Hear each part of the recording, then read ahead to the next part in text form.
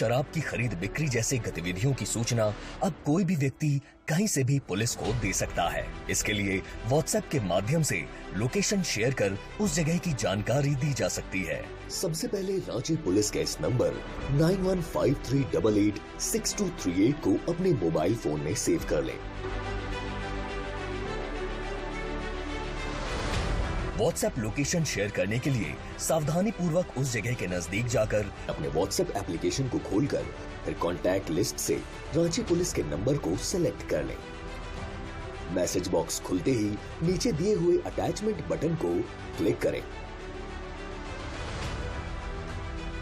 अब नीचे आए सभी ऑप्शंस में से लोकेशन बटन को क्लिक करें और लोकेशन पेज खोल लें।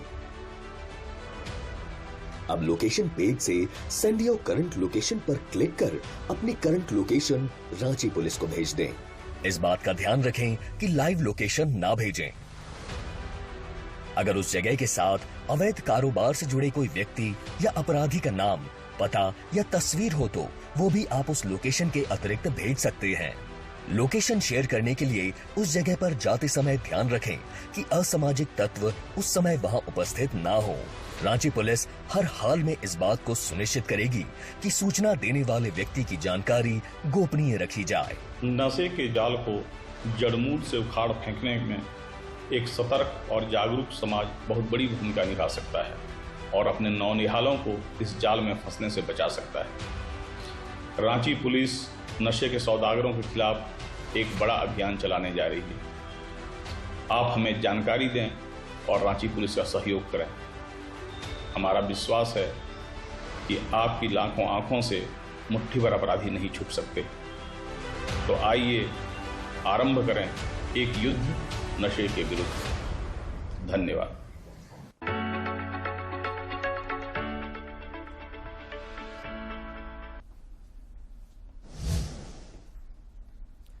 नमस्कार, जनादेश मेगा शो में आप तमाम दर्शकों का स्वागत है।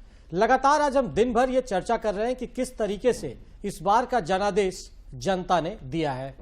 एनडीए गठबंधन और इंडिया गठबंधन कौन एक दूसरे पर भारी पड़ा है। लगभग एक तरीके से जो हम कह सकते हैं रुझान अब जो है वो नतीजों में तब्दील होने लगा है और अब तक जो रुझान है उसके मुताबिक जो एनडीए गठबंधन है वो सरकार बनाती हुई दिख रही है। हालांकि इंडिया गठबंधन ने भी इस बार कांटे की टक्कर देते हुए बेहतरीन प्रदर्शन किया है। इस पर हम चर्चा करेंगे और समझेंगे कि किस तरीके का ये परिणाम है और झारखंड में जो परिणाम देखने को मिल रहा है उसमें कौन कौन से फैक्टर महत्वपूर्ण भूमिका में रहे हैं। हमारे साथ तमाम वरिष्ठ सहयोगी मौजूद हैं जिनसे जानेंगे, पार्टी के नेता भी मौजूद हैं और उससे समझने की कोशिश करेंगे कि आखिर ये जो चुनावी परिणाम है उसकी क्या वजह रही है और क्या ऐसे मुद्दे रहे जो एनडीए जनता के बीच लेकर जाने में सफल नहीं हुआ और इंडिया गठबंधन उन मुद्दों को जनता के बीच जाकर कैच करने में सफल रहा। क्या अमन जी, किस तरीके से चीजें आगे बढ़ रही है?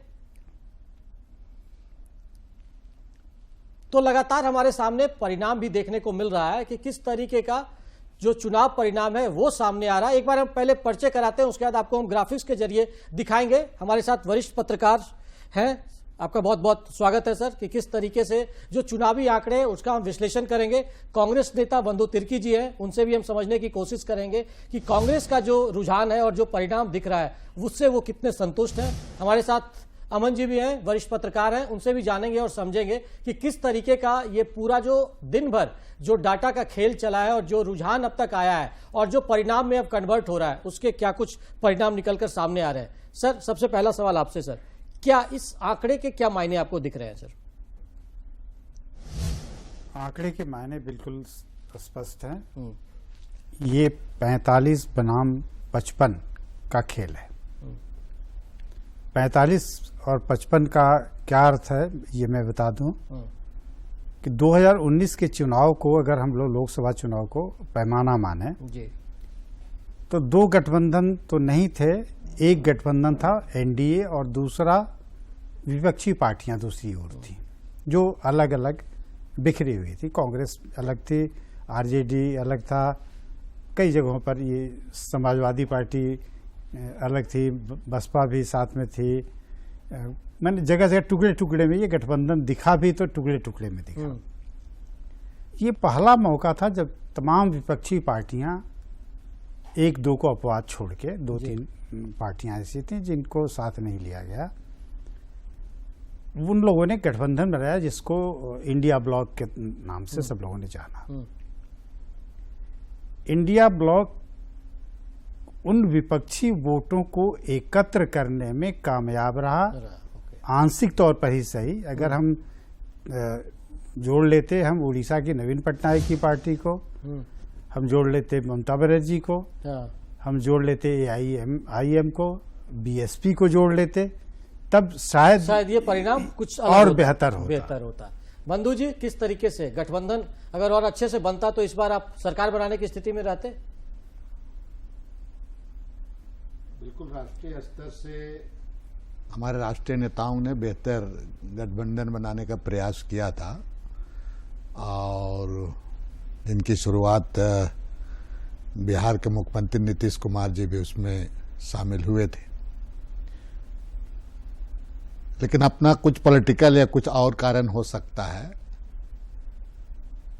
उनके हटने के बाद कुछ और एक दो पार्टियां हटी, लेकिन बाकी मिलकर के जो भी मैंने 28 तकरीबन 26 लोगों का गठबंधन हुआ। और हमें लगता है कि विगत हमको लगता है कि 10-15 साल में पहला एक ऐसा गठबंधन बना जो बिल्कुल एक साथ, जैसे कि अभी बता रहे थे, बिल्कुल सही बात है कि जितना था उसे में बेहतरीन किया गया। और इसको कहा जाए कि भाई कुछ भी और बेहतर हो सकता था अगर और लोगों को मिलाया जाता तब, लेकिन इसको सफलता कहा जाए।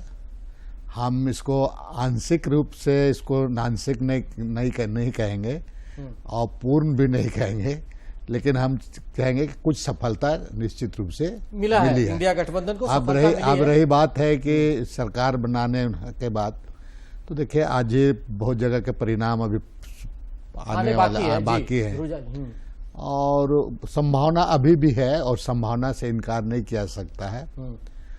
लेकिन जिस तरह से देश के प्रधानमंत्री माननीय नरेंद्र मोदी जी का जिस तरह से उनका ही था कि 400 पार के नारा उनके द्वारा कहा गया, 400 पार। और अगर कहा जाए तो इससे पहले 2019 का चुनाव में भारतीय जनता पार्टी का प्रदर्शन बेहतर था, लेकिन अब की स्थिति में जो हुआ है, जो उसका नारा था और उसके पास अगर कहा जाए तो आज भारतीय जनता पार्टी को भी 272 उसका अपने से भी नहीं मिला। नहीं, तो मतलब भारतीय जनता पार्टी बैकफुट पे है। बैकफुट में ऐसी परिस्थिति में देखिए, ठीक है बंधु जी, आपके पास हम आएंगे जी, समझेंगे हम चीजों को। अमन जी, जिस तरीके से सुबह से जो रुझान आ रहा था उसके बाद क्या लगता है पोल ऑफ पोल्स के जो आंकड़े हैं और जिस तरीके से गठबंधन ने परफॉर्म किया है, इसके पीछे कौन सी ऐसी वजह नजर अभी आ रही है शुरुआती तौर पे? हालांकि पार्टी की ओर से भी आकलन किया जा रहा है कि क्या कुछ वजह हो सकती है, लेकिन ऐसे आपको लगता है कि 2-3 चुनावी मुद्दे कौन से रहे होंगे जिसके आधार पर मतदाताओं ने वोट किया और ये जनादेश जो देखने को मिल रहा है? देखिए, कोई ऐसा नहीं था, कुछ नया था इस चुनाव में भी। पिछली बार भी इसी तरह 2 गठबंधन बना और चुनाव हुए। इस बार जो मैं देख रहा हूं कि वोटों का ध्रुवीकरण भाजपा के खिलाफ जो वोट है वो बहुत ही मजबूती के साथ हुआ और भाजपा के जो लोग थे, जो भाजपा के जो वोटर हैं, उतना एग्रेसिव उनकी वोटिंग नहीं हुई। ठीक है। लेकिन आप देखिएगा, भाजपा के एक विधायक CP सिंह आए थे कुछ हमारे बीच, वो उन्होंने कुछ बोला, उसमें बहुत आंशिक सच्चाई हुई है कि जो भाजपा विरोधी वोटर हैं वो लोगों को एक एक व्यक्ति को बुला के, और जो संगठन कुछ जो बैक में काम करती, एक तो 2 तरह के संगठन होती है, एक तो पॉलिटिकल पार्टी के तौर पे और एक होता है उसके सपोर्टर।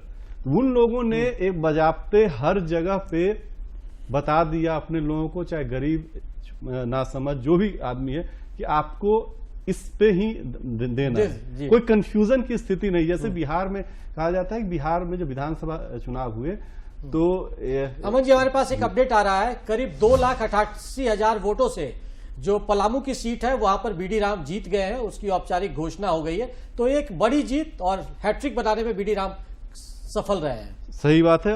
और बीडी राम जिस तरह से पहले फंसा हुआ था उनका सीट का कि उनको टिकट मिलेगा कि नहीं, बहुत सारी बातें हुई। फिर चुनाव प्रचार के दौरान बहुत लोगों ने कहा कि नहीं, इस बार बहुत विरोध है। लेकिन जो अभी चुनाव परिणाम आए हैं वो बहुत उत्साह बढ़ाने वाले हैं बीडी राम के लिए। बीडी राम एक सीनियर आदमी है, पहले उन्होंने ब्यूरोक्रेट के तौर पे डीजीपी रहे झारखंड के, और ये तीसरा टर्म उनका है। तो राजयोग कहा जाता है ना, तो बीडी राम को राजयोग है। हैट्रिक लगाया है उन्होंने। चलिए ओम प्रकाश जी, किस तरीके से जो परिणाम झारखंड में एक तरीके से क्लियर मैंडेट जो दिख रहा है कि जो कहा जा रहा था कि जो ट्राइबल बहुल सीटें हैं या एसटी के लिए आरक्षित सीटें हैं, वहां पर भारतीय जनता पार्टी इस बार बेहतर परफॉर्म नहीं करेगी, और परिणाम में भी वही चीज दिखा है। और जो आप कह सकते हैं कि रिजर्व सीट नहीं थी या एससी की सीट जो पलामू की सीट है, उन जगहों पर बीजेपी एक तरीके से अपनी दावेदारी को बरकरार रखने में सफल हुई है। क्या वजह मानते हैं? देखिए, बीजेपी के पास जो मूल ताकत है वो 2019 के बाद 81 करोड़ लोगों को मुफ्त राशन देने की जो योजना थी वो नरेंद्र मोदी ने अचीव कर लिया था। मतलब सीधा अपना संपर्क 81 करोड़ लोगों से उन्होंने बनाया। उनकी और भी जो योजनाएं रहीं, उज्ज्वला गैस योजना, बाकी कल्याणकारी कई योजनाएं रहीं, आयुष्मान कार्ड जो बना, ये 12 कर किसानों को जो सम्मान निधि, इस तरह से 12 करोड़, 10 करोड़, 3 करोड़ को जोड़ दें तो ये मोर देन 100 करोड़, माने हम तो एक दिन कैलकुलेट करके देख रहे थे, लगभग 130 करोड़ लोगों तक नरेंद्र मोदी ने सीधी पहुंच अपनी बनाई। अब वो वोट में कन्वर्ट नहीं हुआ, ये थोड़ा आश्चर्य की बात है। तो क्यों नहीं हुआ, इसके पीछे जब कारणों की पड़ताल होगी, सब लोग कर भी रहे होंगे, हम लोग अपने स्तर से भी कर रहे हैं एज ए एनालिस्ट, कि क्या वजह है कि बीजेपी को उसका लाभ नहीं मिला। ठीक है, आपके पास आएंगे। बंधु जी, झारखंड में जिस तरीके का रुझान और परिणाम जो निकलकर सामने आ रहा है, क्या इसको लेकर आप लोग तैयार थे? क्योंकि आप लोग तो दावे कर रहे थे कि इस बार हम लोग 10 सीट से ऊपर रहेंगे, इंडिया गठबंधन। देखिए, दावे तो हम लोग बिल्कुल 14 सीट पर कर रहे थे, और भारतीय जनता पार्टी भी 14 सीट पर करती है। अमूमन राजनीतिक रूप से दावा अपना अपना बनता है दावा करने का, लेकिन झारखंड प्रदेश में जिस तरह से नैरेटिव गढ़ा गया, जैसे कि अभी ओम प्रकाश जी ने कह रहे थे कि 84 करोड़ लोगों को 5-5 किलो चावल दिया गया जी। भाई, ये कानून तो यूपीए गवर्नमेंट समय से ही फूड फॉर राइट बना हुआ था। आप तो केवल उस कानून को इम्प्लीमेंट किए हो। और एक तरफ से आप खुद, मैं एक चीज कहना चाहूंगा कि जिन जिन चीजों को लेकर के आपका आयुष्मान वाला मामला है, आप भी रहते हो, आयुष्मान में कितने लोगों को लाभ होता है, क्या होता है, ये खुद ब खुद आप जानते हैं। नाम के लिए केवल कहने से नहीं होता, बड़ी बड़ी बातें करके।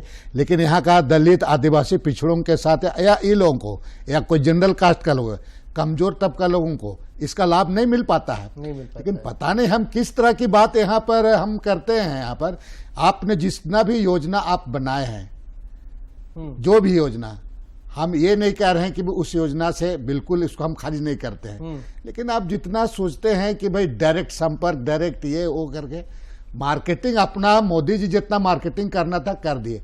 इसी स्टेट में आपका आने के बाद में उनके द्वारा आदिवासियों की गौरव सम्मान की बात करके भगवान बिरसा मुंडा का पैतृक स्थल पर गए, गौरव सम्मान बोले। आपने आदिवासियों के लिए कभी क्या किया नहीं किया, ये चीजों को आपको जानने की जरूरत है।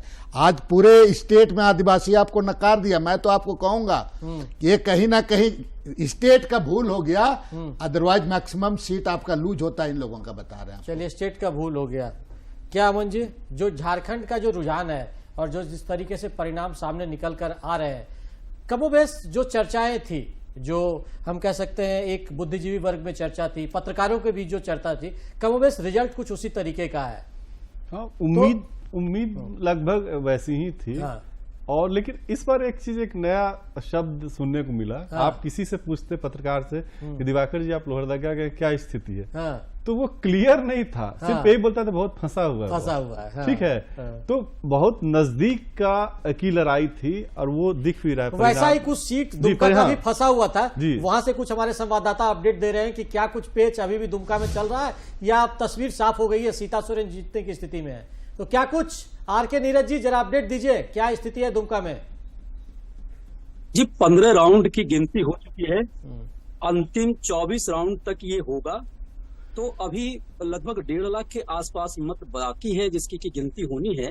लेकिन जो ट्रेंड चला आ रहा है उस ट्रेंड में लग रहा है कि सीता सोरेन के लिए इस सीट को निकालना बहुत ही कठिन होगा। और इम्पोर्टेंट ये भी है कि जिस जामा विधानसभा सीट से वो विधायक हैं, वहां से शिकारीपाड़ा जो कि आदिवासी सीट है वहां से और देखेंगे कि जामताड़ा से, वहां से लगातार इनका वोट कम है। इनको सारठ से वोट ज्यादा है और थोड़ा बहुत मेकअप दुमका करता है और थोड़ा बहुत नाला मेकअप करता है। तो जो वोटों का अंतर है उस अंतर को पाट पाना सीता सोरेन के लिए अभी मुश्किल होगा। लेकिन अभी फाइनल ये नहीं कहा जा सकता कि किसी की जीत हुई। चलिए ठीक है, आप नजर बनाए रखिए नीरज, हम आपसे अपडेट लेंगे। लेकिन ये हम कह सकते हैं कि जिस तरीके से लास्ट वक्त में वहां पर सीट को भाजपा ने सेट किया और उसके बाद वहां पे सीता सोरेन को टिकट दिया गया, तो उसके बाद अब लग रहा है कि लगभग जो 1 लाख सवा लाख के वोटों की गिनती बची हुई है, लेकिन ये अंतर इतना ज्यादा हो गया कि सीता सोरेन के जीतने की संभावना नहीं के बराबर है। तो ऐसे में जी कैसे देखते हैं आप इस परिणाम को? देखिए दो चीज, एक तो स्थानीय मुद्दों पर चुनाव हुए हैं जी। ये इस बार मानिए कि पहले तो मैंने 45 मतलब मोदी फैक्टर झारखंड में नहीं रहा, नहीं, चूंकि जो ध्रुवीकरण हुआ तो क्षेत्रीय दलों की भूमिका उसमें महत्वपूर्ण हो गई। जैसे बिहार की बात करें तो आरजेडी, यूपी की बात करें तो समाजवादी पार्टी, यहाँ की बात करें तो जेएमएम। तो इस तरह क्षेत्रीय पार्टियों का जब वर्चस्व हुआ विपक्ष के तरफ, विपक्षी गठबंधन में, तो पूरा चुनाव स्थानीय मुद्दों पर केंद्रित हो गया। अब यहाँ झारखंड की अगर हम लोग बात करें तो हेमंत सोरेन का जेल जाना, जिस भी आरोप में गए, उस आरोप की चर्चा हम लोग ना करें तो ज्यादा बेहतर।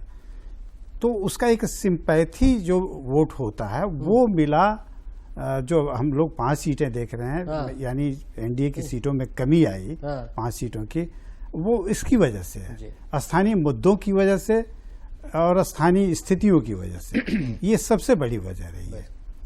जैसे ये ठीक 1984 की बात अगर हम लोग याद करें कि राजीव गांधी को अगर 404 सीटें आई, जो अब तक का हिस्ट्री, अब तक की हिस्ट्री है संसदीय इतिहास में, भारतीय संसद के इतिहास में, उतनी सीटें कोई रिपीट नहीं कर पाया। और इस बार नरेंद्र मोदी ने अगर 400 पार का नारा दिया था तो मुझे लगता है कि उसी को ध्यान में रखते हुए कि वो रिकॉर्ड टूटे, क्योंकि पिछली बार 2 चुनावों में उन्होंने जिस तरह से ग्रोथ हासिल किया, 282, 303 बीजेपी का किया, इसलिए इस बार उनको लगता था कि हम उसको भी ब्रेक करके अचीव कर सकते हैं।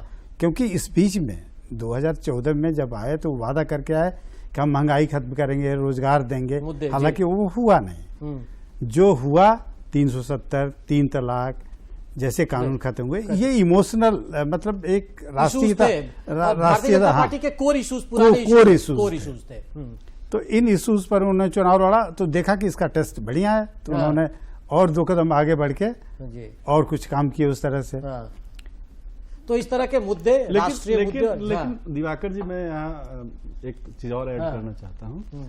किसी भी देश के या राज्य के जो मुख्यमंत्री या प्रधानमंत्री के लिए बहुत सोचने का विषय है कि आप तमाम योजनाएं ला रहे हैं। मैं बंधु जी से ऐसा इत्तेफाक नहीं रख रहा हूं कि आयुष्मान भारत में किसी को लाभ ही नहीं हुआ। हाँ, किसी योजना के इम्प्लीमेंटेशन में होता है, स्टेट में या कहीं भी, या हम में आप में कोई करता है, लेकिन कहा जाता है कि जिन लोगों ने सबसे अधिक इन योजनाओं का लाभ उठाया, मुझे लगता है कि उन लोगों ने भी, जो देख के ट्रेंड देख के लगता है, उन लोगों ने भी एग्रेसिवली मतलब खिलाफ में वोटिंग की। देखिए बहुत सारी स्कीम कांग्रेस के जमाने में मनरेगा आई, आज तक वो कंटिन्यू हो रहा है। वो एक हम कह सकते हैं कि ग्रास रूट पे वो जो गेम चेंजर की भूमिका में रहता है। शायद कांग्रेस उसको उस तरीके से कैच नहीं करती है। ये कह रहे थे बंधु तिर्की जी की किस तरीके से जो भारतीय जनता पार्टी है वो एजेंडा सेट करती है अपने मुद्दों को प्रचार प्रसार के जरिए। आपके बहुत सारे मुद्दे थे, आपको लगता है कि इस चुनाव में भी आप लगातार उसको आगे लेकर आ रहे हैं?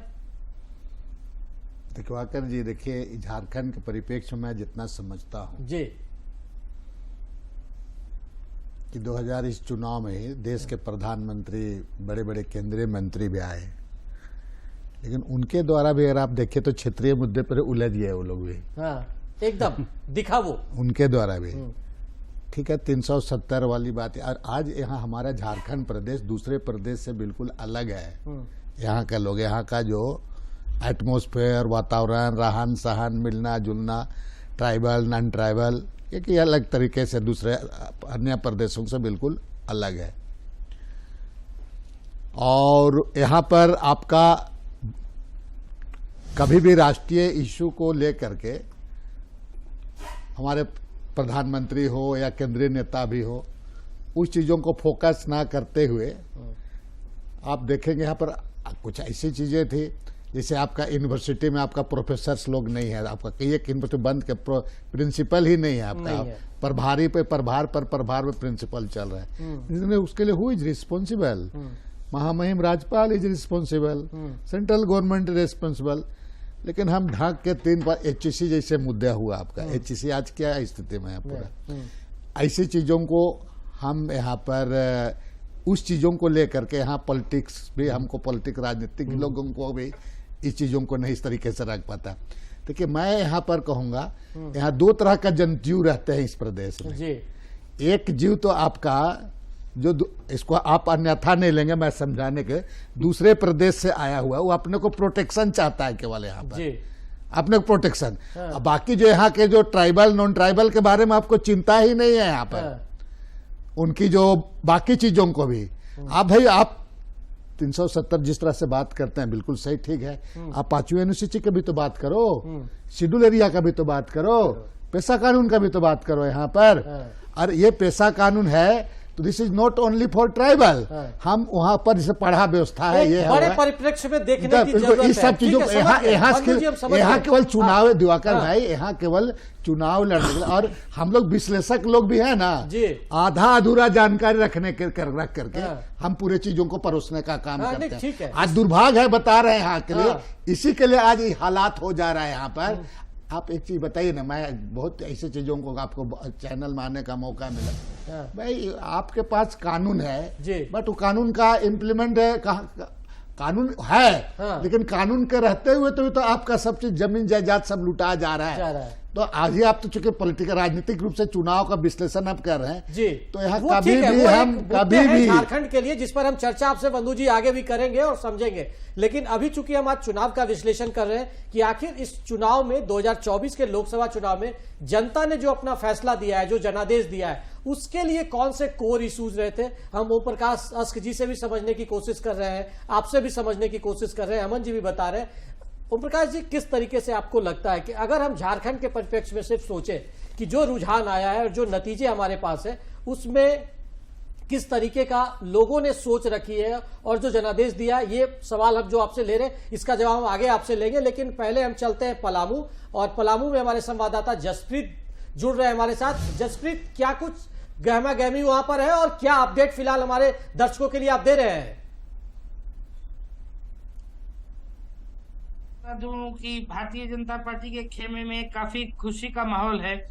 वहीं राष्ट्रीय जनता दल और इंडिया, चलिए जसप्रीत की आवाज में थोड़ा इको है, हम बाद में जसप्रीत से जुड़ने की कोशिश करेंगे और वो जब आवाज पूरी तरीके से सही हो जाएगा। मैं आपको ये बताऊं कि आधिकारिक घोषणा तो नहीं हुई है, लेकिन सूत्रों की जानकारी के अनुसार और पुष्ट जानकारी के अनुसार बताना चाहूंगा कि भारतीय जनता पार्टी के VD राम जी ने चुनाव जीत लिया है और तकरीबन 2,88,622 मतों से उन्होंने विजय हासिल की है। ये भी बताना चाहूंगा कि उन्हें जहां 7,62,290 मत मिले हैं, वही चलिए जसप्रीत, आपका बहुत बहुत धन्यवाद। आपसे फिर हम जुड़ेंगे। ओम प्रकाश जी, आपसे जो हम सवाल ले रहे थे, क्या उसके हम लोग निकालें उसको किस तरीके से? देखिए, झारखंडी नहीं, हम पूरे देश की बात कर रहे हैं, खास करके हिंदी इलाके जो इसको हम हिंदी पट्टी वाले इलाके, वहाँ अगर चुनाव की बात करें तो दो तरह की चीजें हुई हैं। एक तो बिहार, यूपी और झारखंड जैसे इलाकों में क्षेत्रीयता, जातिवाद हावी रहा। अब महाराष्ट्र में चले जाइए तो वहाँ मराठा और मुस्लिम का कॉम्बिनेशन बना, वो असरदार रहा। बिहार में आप जाइए तो बिहार में जो जातीय ध्रुवीकरण पहले से MY का समीकरण था, उसमें एक और जातीय समीकरण शामिल हुआ। कुशवाहा को लालू प्रसाद ने प्रोजेक्ट किया, जिसका परिणाम भी दिख रहा है। तो जातीय आधार पर यूपी का भी यही मामला है। तो जो ये परफॉर्मेंस आपको विपक्षी दलों के गठबंधन का दिख रहा है, उसमें हिंदी पट्टी के इलाकों में तो ज्यादा असरदार रहा है। आप बंगाल चले जाइए, बंगाल में बंगाली अस्मिता की बात आई और उसी अस्मिता के आधार पर सारी चीजें हुई, और बंगाल में आज जो रिजल्ट दिख रहा है वो बिल्कुल बांग्ला अस्मिता की बात है। और दूसरा, वहाँ जो बड़ा फैक्टर कम करता है, एक कि बाहर से आए हुए जो शरणार्थी थे, जिनको घुसपैठिया भी अब कहा जाए, शरणार्थी तो बहुत अच्छा शब्द है कि वो आते हैं और उनको CAA की तहत एक मान्यता देने की बात चल गई है। लेकिन जो घुसपैठ करके यहाँ रह गए, वो बड़ा तबका एक वोटर का वहाँ खड़ा हुआ है। वही ममता बनर्जी 2005 में संसद में हंगामा उन्होंने खड़ा कर दिया था। वही ममता बनर्जी आज कहती हैं कि बंगाल में कोई बाहरी नहीं है, कोई बाहरी नहीं है। बंधु जी से कमेंट हम लेते हैं, और चूंकि विधायक नेहा तिर्की जी भी हमारे पास आ गई हैं, तो हम चाहेंगे कि बंधु जी का ये फाइनल कमेंट लें, उनके बाद अपने साथ हम स्टूडियो में जोड़े। क्या बंधु जी, किस तरीके से आपको लगता है, आप लोग संतुष्ट हैं या अब कुछ विश्लेषण करेंगे कि जितना हम लोगों ने सोचा था वैसा परिणाम नहीं आया? नहीं, जैसे जो हमारे आदरणीय राहुल गांधी जी ने जो भारत जोड़ो यात्रा, भारत जोड़ो न्याय यात्रा किया था, झारखंड में भी उनके द्वारा उन्होंने यहाँ बढ़ाए थे। मैंने पहले ही कहा आपको, कुछ प्रदेश नेतृत्व में कुछ कमी, सूझबूझ और कुछ करना था, इसमें कमी आई। अदरवाइज और बेहतर हो सकता था। जो जैसे कि हमारे 5 न्याय संकल्प थे, 25 हमारे घोषणा ये थे पूरा, जैसे आपका लक्ष्मी योजना वगैरह का मामला था, आपका 30 लाख युवकों का, तो ये बहुत सारी चीजें थे। और वो जो यात्रा यहाँ पर किए, उसका हम सही तरीके से और उसको हमको भुनाना था, वो हम नहीं कर पाए। अदरवाइज लोगों का नब्ज, मैं तो पूरा घुमा प्रदेश में गया, लोगों का नब्ज में था, तो कहीं ना कहीं यही चूक हुआ। अदरवाइज आपका 2-3 सीट को छोड़ करके बाकी जगह भारतीय जनता पार्टी इतना बेहतर नहीं था। आज पलामू में जो जिस तरह से BD राम का जीत हुआ है, वहां भी कैंडिडेट चयन में भी गलती हुआ है हमारा, बिल्कुल हुआ है। चतरा जैसे मामला हो गया आपका, कई एक तरह। आप रांची जैसे सीट में सुबोध कांत जी हमारे बहुत पुराने यहाँ केंद्रीय मंत्री रह चुके थे, आपको अगर लड़ाना ही था यहाँ पर, हमारे केंद्रीय नेतृत्वों का स्टेट नेतृत्व में कमी, एक कमजोरी होता है, तो आप इसको पहले करते। इसमें अब बेचारी कैंडिडेट का बहुत जगह क्या हो रहा है कि उनका नाम कोई जितना लंबा नाम है प्रोनाउंस नहीं कर पा, उसको नहीं जान पा रहा है, ये कर पा रहा है, तो यूथ लोगों में ये दिक्कत भी हो गया। आप एक चीज दिवाकर भाई आप ये करेंगे, देखिए इसी के चलते मार्जिन जो लास्ट बार आपका संजय सेठ को मार्जिन था मिला था जी, इस बार आपको बता रहे हैं, मैं कुछ लोग इस तरह से वोटिंग हुआ है यहाँ पर कि बिल्कुल बहुत बेहतर चांस होता। लेकिन कैंडिडेट को आप जिस तरह से शिल्पी का आना, मांडर में आना और ये करना, ये एक अलग बात था। लेकिन यहाँ पार्लियामेंट में ये कराना है यशस्विनी को, बहुत लोग नाम को बोले किसको देना है वोट, तो उसका नाम जिस तरह से नाम का लंबा नाम है, तो इससे भी नुकसान हो गया। ये भी हमारा कमी पॉइंट हुआ। अदरवाइज आपका यहाँ का जो प्रत्याशी था जो अभी जीता है भारतीय जनता पार्टी का, बहुत ज्यादा डायनामिक, बहुत ये नहीं, आम लोगों में बहुत ये नहीं था, पॉपुलर नहीं है, लेकिन कहीं ना कहीं हुआ। ये चर्चा का बंधु जी क्या है, बंधु जी को मैं पिछले 20 साल से ज्यादा दिनों से जानता हूँ। बंधु जी एक सही नेता है लेकिन लाख गलत पेट पार्टी वाला- में रहते हैं। लाख तो क्या है कि इनकी बात अपनी बात वो इनकी अच्छे से बात को शायद खुलकर कांग्रेस कहते नेतृत्व नहीं हैं, सारी मानेगी। चीजों को वो मानते हाँ। भी है, स्वीकार भी करते हाँ, हैं। लाख ये पेट बहुत वाली अच्छी बात। बात है, ये सही बंधु जी नेता ने है, बहुत गलत अच्छी बात पार्टी में है। रहते। चलिए अब चर्चा हमारी जारी रहेगी, लेकिन बंधु जी को फिलहाल हम धन्यवाद करते हैं कि उन्होंने दूरदर्शन के लिए अपना वक्त निकाला। अब चूंकि मांडर विधायक भी मेरे साथ आ गई हैं, तो आपका बहुत बहुत शुक्रिया कि आप हमारे साथ आए। फिलहाल हम लेते हैं एक छोटा सा ब्रेक, बाकी पैनल हमारे जारी रहेंगे। ब्रेक लेते हैं और फिर हम चर्चा और विश्लेषण जारी रखेंगे।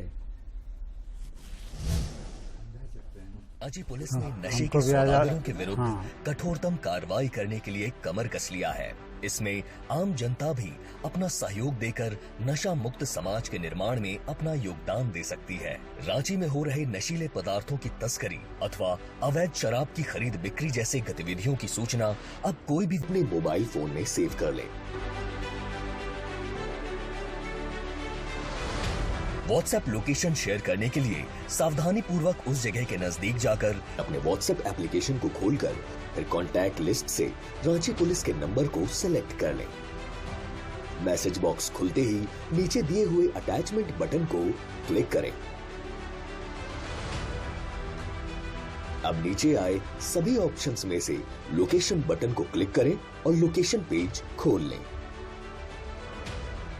अब लोकेशन पेज से सेंड योर करंट लोकेशन पर क्लिक कर अपनी करंट लोकेशन रांची पुलिस को भेज दें। इस बात का ध्यान रखें कि लाइव लोकेशन ना भेजें। अगर उस जगह के साथ अवैध कारोबार से जुड़े कोई व्यक्ति या अपराधी का नाम, पता या तस्वीर हो तो वो भी आप उस लोकेशन के अतिरिक्त भेज सकते हैं। लोकेशन शेयर करने के लिए उस जगह पर जाते समय ध्यान रखें कि असामाजिक तत्व उस समय वहां उपस्थित ना हो। रांची पुलिस हर हाल में इस बात को सुनिश्चित करेगी कि सूचना देने वाले व्यक्ति की जानकारी गोपनीय रखी जाए। नशे के जाल को जड़मूल से उखाड़ फेंकने में एक सतर्क और जागरूक समाज बहुत बड़ी भूमिका निभा सकता है और अपने नौनिहालों को इस जाल में फंसने से बचा सकता है। रांची पुलिस नशे के सौदागरों के खिलाफ एक बड़ा अभियान चलाने जा रही है। आप हमें जानकारी दें और रांची पुलिस का सहयोग करें। हमारा विश्वास है कि आपकी लाखों आंखों से मुट्ठी भर अपराधी नहीं छुप सकते। तो आइए आरंभ करें एक युद्ध नशे के विरुद्ध। धन्यवाद।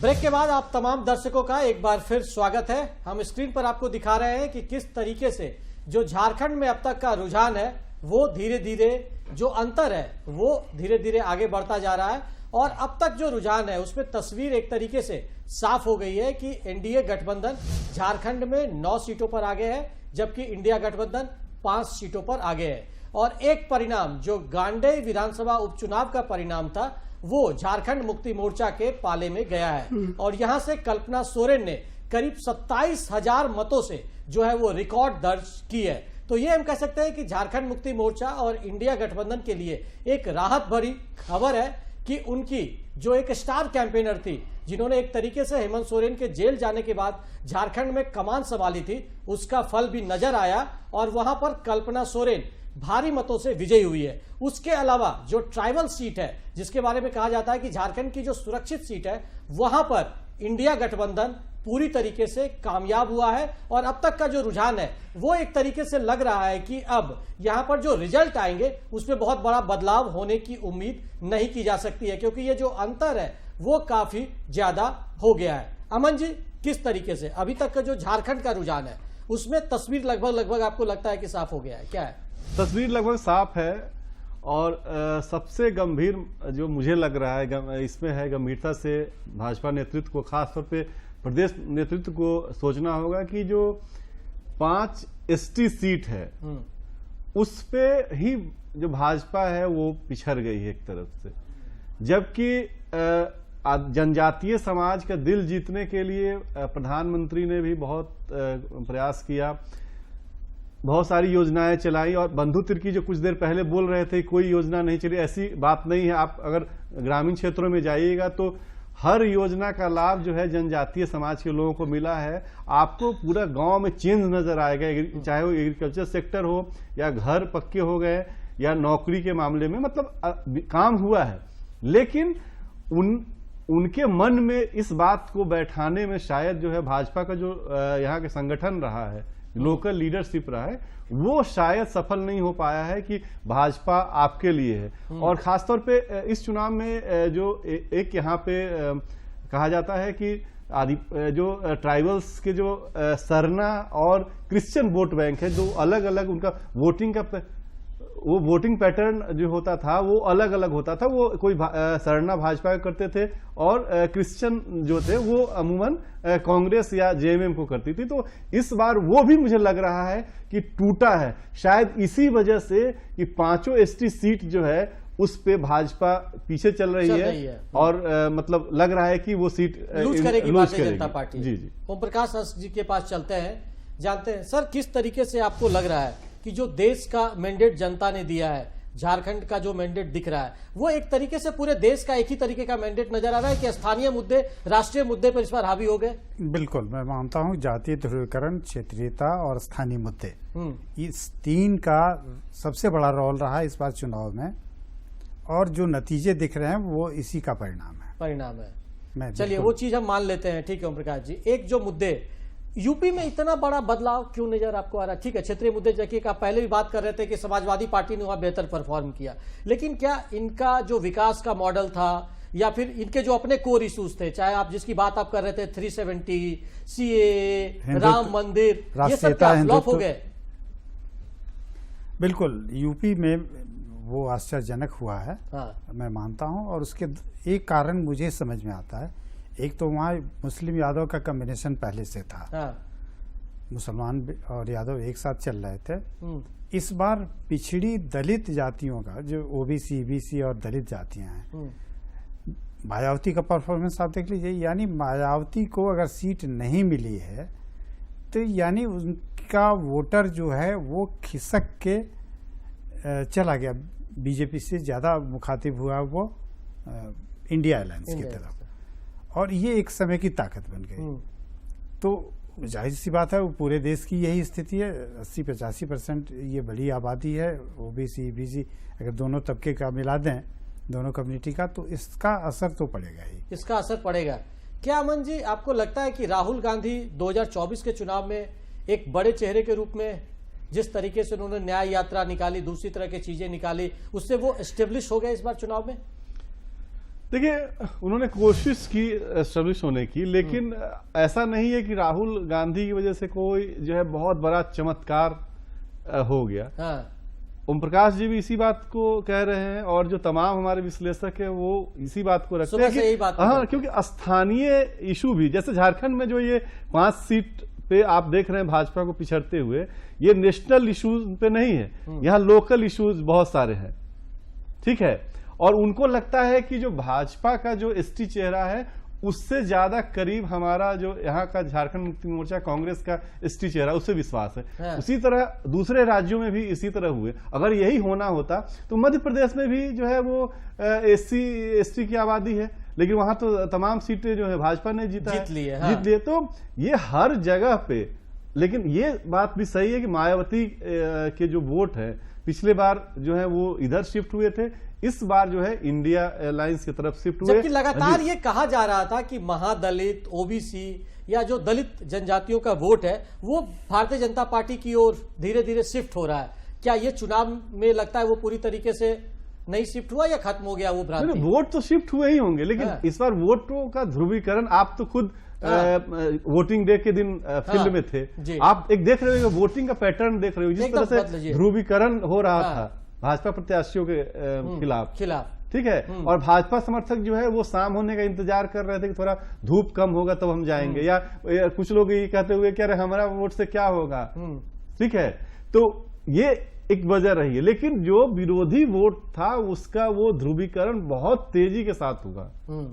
उनको बताया गया कि किस चिन्ह पे आपको वोट डालना है, ठीक है।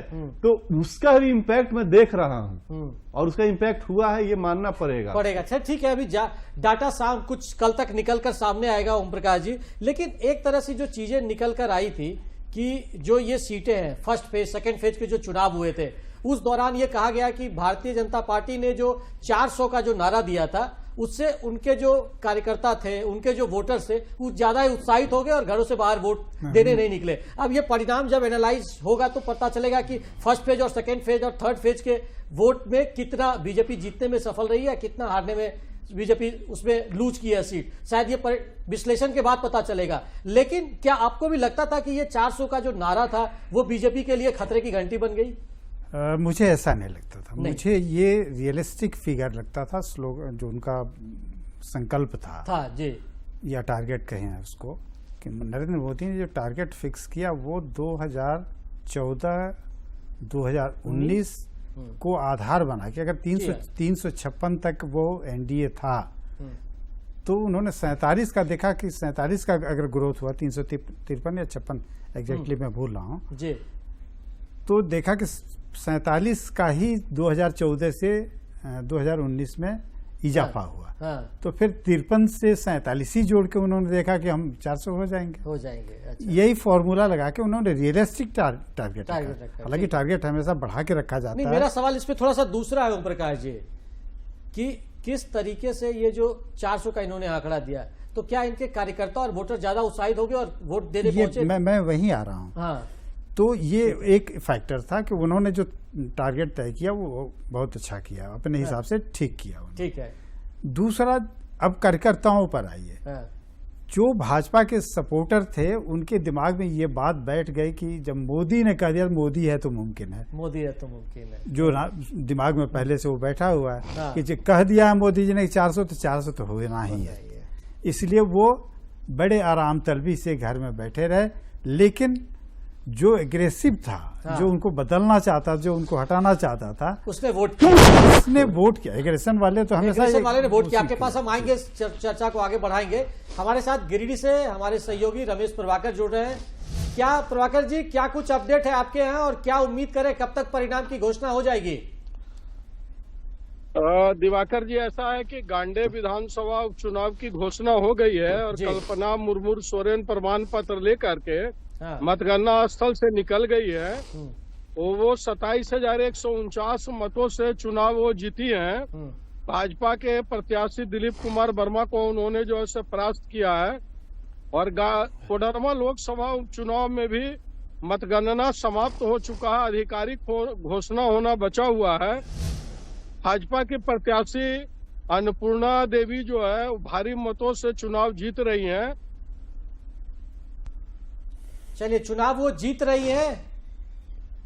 गिरिडीह में क्या कुछ लगभग कितना, जब आप कह रहे हैं कि काउंटिंग लगभग खत्म हो गई है, कितना का अंतर दिख रहा है अन्नपूर्णा देवी और 7,70,000 से अधिक मत अभी तक उन्हें प्राप्त हो चुके हैं जी। मैं आपको बता दूं कि पिछले बार उन्होंने बाबूलाल मरांडी को परास्त किया था, उस वक्त उन्हें 7,55,000 मत प्राप्त हुआ था।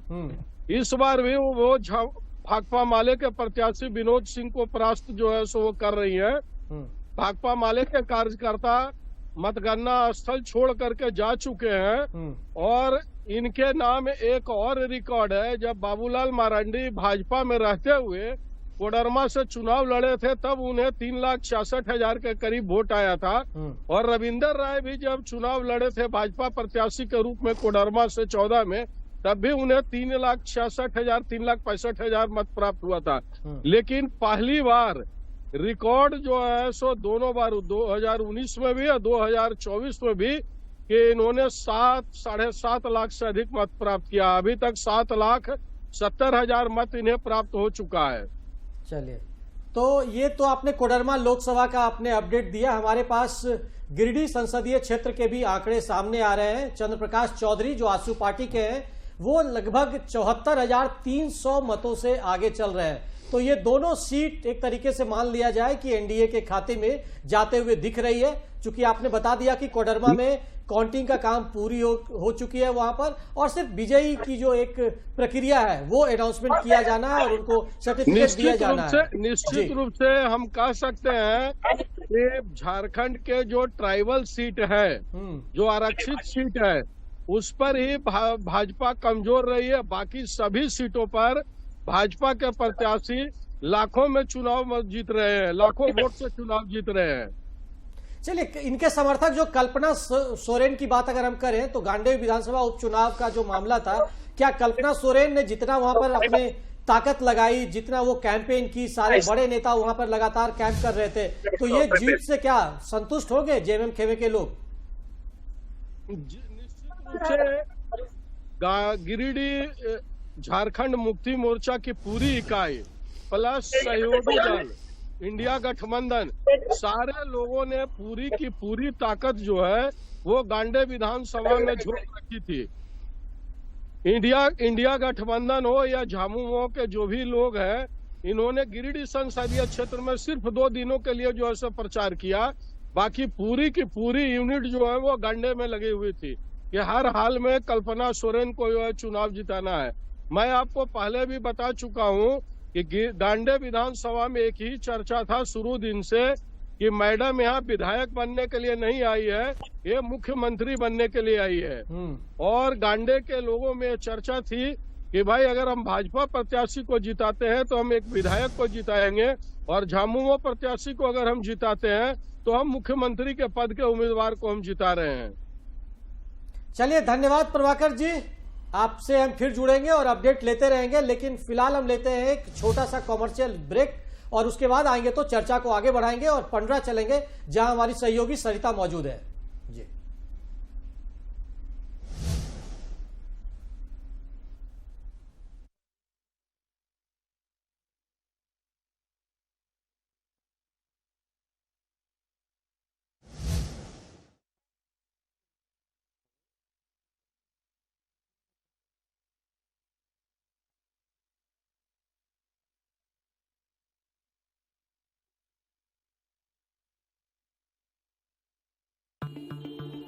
Sir 50,000 advance. पर इतना कैश तो हम नहीं लाए। और आज बैंक भी बंद है। इलाज है डिजिटल पेमेंट का आसान सा ढूंढ। लेकिन अरे घबराइए मत, सावधानी के साथ करेंगे तो कोई साइड इफेक्ट भी नहीं होगा।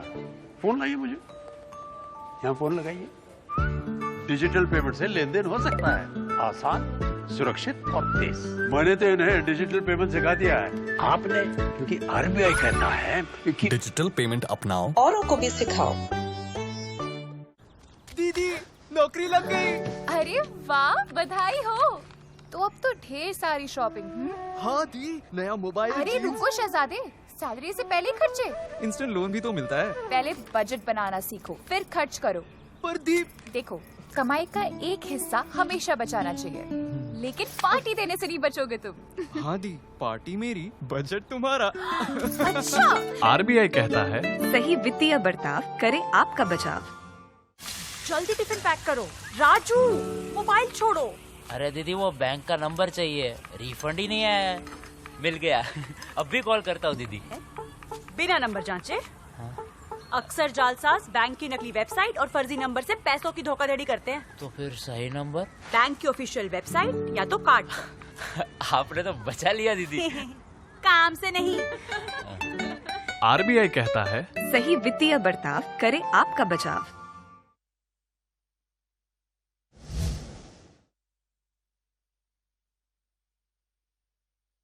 ताजा अपडेट ये आ रहा है कि जमशेदपुर सीट से भी विद्युत वरण महतो भारी अंतर से जीत गए हैं और उसके बारे में जमशेदपुर सीट के बारे में एक चीज कहा जाता है कि यहां पर लगातार कोई तीसरी बार नहीं जीता है, तो उस मिथक को भी विद्युत वरण महतो ने तोड़ दिया है। ओम प्रकाश रस्क जी, आप तो चूंकि बहुत पहले से झारखंड को जानते हैं नजदीक से और समझते भी हैं, क्या किस तरीके का ये जो परिणाम जमशेदपुर में देखने को मिला है इसके बारे में? देखिए, जमशेदपुर का जो भौगोलिक बनावट है उसको आप देखेंगे तो शहरी इलाका एक तरह से हो जाता है। आबादी जहाँ से बाहर से जो लोग झारखंड के बाहर के लोग मूल रूप से जो हैं वो वहाँ बसे हुए हैं, तो वो भाजपा को तरजीह देते हैं। दूसरी एक वहाँ की खूबी ये भी रही है कि जो पुराना इतिहास देखिएगा, शैलेंद्र महतो से लेके और तमाम महतो ही वहाँ जीतते रहे, यानी महतो डोमिनेट इलाका है वो। तो यही एक बड़ा कारण रहा होगा, और तो कोई कारण मुझे समझ में नहीं आता, क्योंकि वहाँ शहरी इलाकों में थोड़ा ध्रुवीकरण कम होता है, जिस तरह की चीजें ग्रामीण इलाकों में हो जाती हैं। तो वहाँ बीजेपी का जो वैचारिक वोट था, जो जुड़े हुए वैचारिक रूप से, वो उन लोगों ने साथ दिया है, उनका साथ दिया है। तो वैचारिक वोट एक और अपडेट है दिवाकर जी की अर्जुन मुंडा, केंद्रीय मंत्री अर्जुन मुंडा ने अपने प्रतिद्वंदी कालीचरण मुंडा को बधाई दे दिया है। हार उन्होंने स्वीकार कर लिया। ऑफिशियल अनाउंसमेंट नहीं हुआ है, लेकिन उन्होंने हार स्वीकार कर लिया है। जी जी, तो ये भी अपडेट है। ठीक है। अच्छा, खूंटी के परिणाम को प्रकाश जी आप किस तरीके से? खूंटी का परिणाम तो ये बीजेपी का जानबूझकर मोल लिया हुआ खतरा है। अच्छा, इसलिए कि पिछले ही चुनाव में जहां अंतर 1000-1500 का हो जाता है, तो अगले बार आदमी को वहां का कैंडिडेट बदलने पर सोचना चाहिए। बीजेपी को ये बिल्कुल चिंता नहीं रही। बीजेपी को ऐसा लगा कि उनको बना दिया आदिवासी कल्याण मंत्री बना दिया, तो आदिवासी अब इससे ट्रैप हो जाएंगे और उस हिसाब से उनको वेट मिल जाएगा, लेकिन सच्चाई ये नहीं थी। नहीं है, मतलब काम क्या लगता है कि अर्जुन मुंडा ने अपने इलाके के लिए कोई काम किया, या वो आधार था जिसके आधार पर उनको बीजेपी ने पहले तो उनको यही पहचान करनी चाहिए थी कि हमारी पराजय पिछले चुनाव में क्यों हुई? नहीं, पिछले चुनाव में तो नहीं हुई। क्यों? इतना कम अंतर क्यों रहा? उस अंतर की कारणों की पड़ताल अगर उन्होंने की होती या बीजेपी ने की होती तो शायद ये स्थिति नहीं देखने पड़ती। चलिए, हम आते हैं आपके पास, दोनों के पास आएंगे, लेकिन चलते हैं भारतीय जनता पार्टी कार्यालय, जहां मौजूद है हमारी सहयोगी सरिता। सरिता, क्या कुछ गहमा गहमी है भारतीय जनता पार्टी कार्यालय के सामने, बताइए। कार्यालय में नहीं सर, हम मतगणना केंद्र में हैं। सांसद जी पहुंच चुके हैं, संजय सेठ जी अपने समर्थकों के साथ, और मिठाइयाँ बट रही है सर, हम जानते हैं उन्हीं से। सर, आवाज आ रही है? चलिए, आप अपना ठीक है, आप दिखाते रहिए तस्वीर, बहुत अच्छी तस्वीर दिख रही है कि किस जोश में भारतीय जनता पार्टी के जो कार्यकर्ता हैं वो थोड़े उत्साहित दिख रहे हैं पीछे, और मीटिंग का भी दौर शुरू हो चुका है। तो आप अपने जरा कैमरामैन को बोलिए थोड़ी तस्वीर दिखाएं और उसके बाद अपना कमेंट्री भी आप जारी रखिए।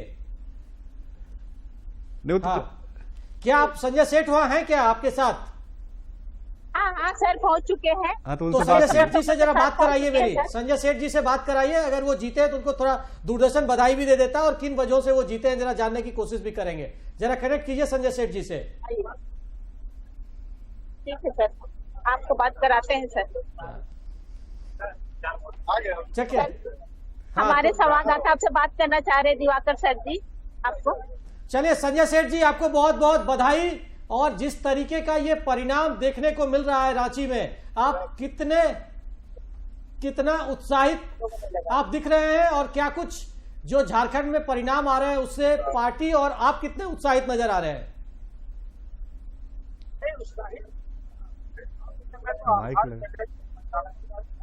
सरिता माइक नहीं लगा रही, सरिता माइक नहीं लगा रही। सरिता जी, आप माइक लगाइए, माइक उनको, संजय सेठ जी को माइक दीजिए। जी संजय सेठ जी।